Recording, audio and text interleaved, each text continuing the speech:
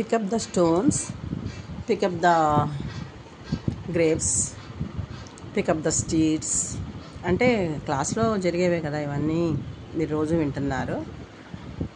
ఇప్పుడు రామాఫలం చూశారు కదా మీరు, రామాఫలం వీడియోలో చూసినట్టుగా రామాఫలంలో ఇన్ని సీడ్స్ ఉంటాయి అంటే చాలా ఎక్కువ ఉంటాయి. సీతాఫలంలో తక్కువ ఉన్నాయి. పిల్లలు మీకు చూపించడానికి కారణం, ఫస్ట్ ఎన్ని గింజలు ఉన్నాయో మీరు చెప్పండి కౌంట్ చేసి. అంటే చూసిన వాళ్ళు జాగ్రత్తగా కౌంట్ చేయగలరు. ఆ నెంబర్ నాకు తెలియదు. ఇప్పుడు సెకండ్కి వచ్చాను. ఇది కూడా పంచభూతంలో 4 వేదంలో తెలియదు. అంటే టీచర్స్ వాళ్ళ బుర్రకు పదును పెట్టించడమే కదా చదువు. గురుభ్యో నమః అంటే ఇప్పుడు ఇది ఎంత ఉందో చూడండి మీరే. మీకు చిన్న చిన్న క్లూస్ కూడా ఇచ్చేస్తున్నాను నేను.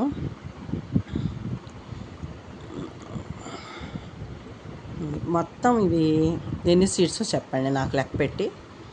అంటే కౌంట్ చేస్తే మెల్లగా కూర్చుంటే మీకు వచ్చే రాంది ఉండదు కదా. కొంచెం నేను క్లూ ఇచ్చేస్తున్నాను, మీరు కౌంట్ చేసి లెక్క పెట్టండి. వస్తుంది కదా, చిన్నగానే పెడుతున్నానుగా నేను. అది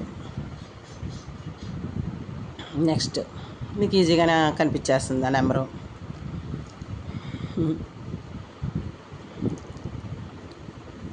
లెక్క పెట్టేసరిగా 4థ్కి వచ్చాం.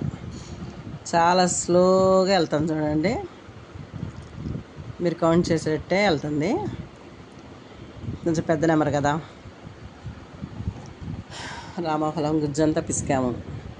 ఇది ఎరువుకు పనికి వస్తుంది, మీ అందరికీ తెలుసు కదా పిల్లలు, మొక్కలకి. ఇప్పుడు ఈ pick up the sticks, stones, seeds అని చెప్తున్నాం కదా మేము లెసన్లో. మీరు ఫస్ట్ది